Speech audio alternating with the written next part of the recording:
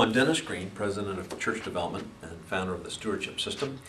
We're going to talk about the third out of the 7 components of the Stewardship System. This one's titled, How to Involve People in Decision-Making in the Church in Order to Increase Generosity. Let's take a step back for a second and think of that definition of stewardship. The core concept of stewardship is God's blessings flow through me. When we engage people in decision-making in their church, they will have a direct experience that when they give to their church for priorities that they help to set, God's blessings directly flow through them. Now let's take a look for a moment at failure analysis. In 2009, the Pew Forum did a study on former Catholics. They asked them, why are you no longer involved in your particular church? They had one overriding reason. Those former Catholics said, I'm no longer engaged in the life of the church. We find there's a direct correlation in the level of engagement and the level of giving.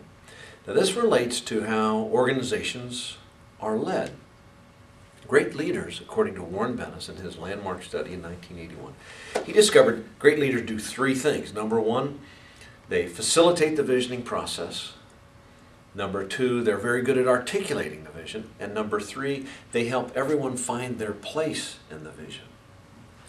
Now, the Gallup polling organization has created a tool, an instrument, in which you can assess the level of engagement where people have a sense of connectedness to the organization. What they've discovered is the norm in churches is only about 25%. Now, by chance, they've also discovered this unique group that exists in most churches they've titled the CAVE group, which stands for Consistently Against Virtually Everything.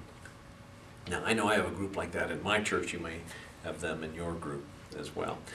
Now, let's look at some methods. Let's look at 3 methods that you could engage people in the decision-making of your church. One, of course, might be when you do have an issue, you may choose to set up a series of town hall meetings to address those as they come up.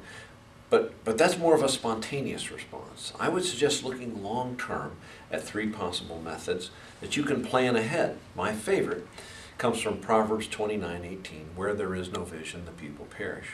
Scott Peck, in his book titled The Different Drum, it was a book on community building, he said there is no greater way to build community than engaging people in the dialogue about the mission and vision of their organization.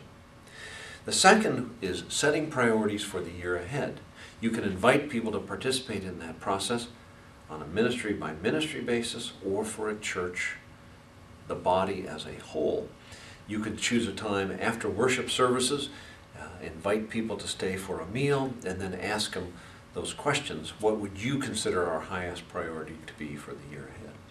A third method, which I liken to a consumer satisfaction survey, you could ask your members, how might we better meet your spiritual needs?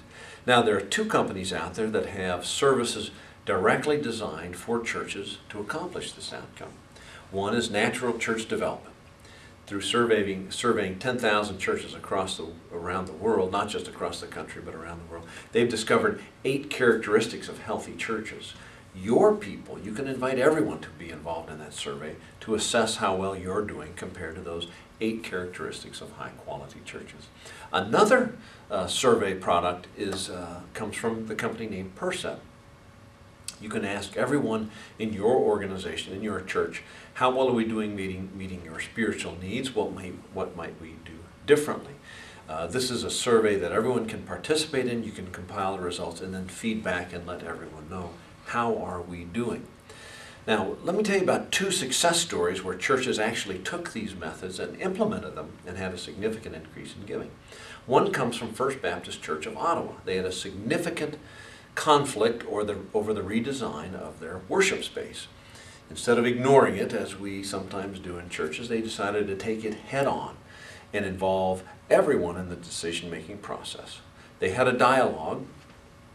They had a great deal of discussion. They identified the most important components to each of the 2 groups. They compromised so that both of the 2 conflicting parties could accomplish their most important objectives and let go of those that were less important. Then they had an agreement on how to move forward. As a result, they raised over 310% of annual giving in their 3-year capital campaign. It was a spectacular success. Another example comes from Presentation Catholic Church in Lee Summit, Missouri, where they asked everyone in the church to get involved in setting priorities both for the long term and the short term. They had 5 very large town hall meetings. They asked people to stick around after church, and they bought them all a sandwich, and then they asked them, what is your vision for our church over the next 5 years, and what are your priorities for the year coming up? They discovered there was a huge consensus around paying down the debt, which was a surprise to everyone.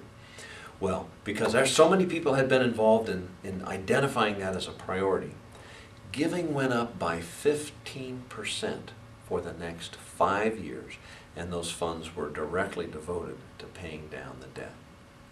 Now, we've reviewed the concept of involving people in decision making. You've heard about a couple possible methods and some successes. Now go forth and figure out how you can involve your people in decision making in your church. Good luck and God bless.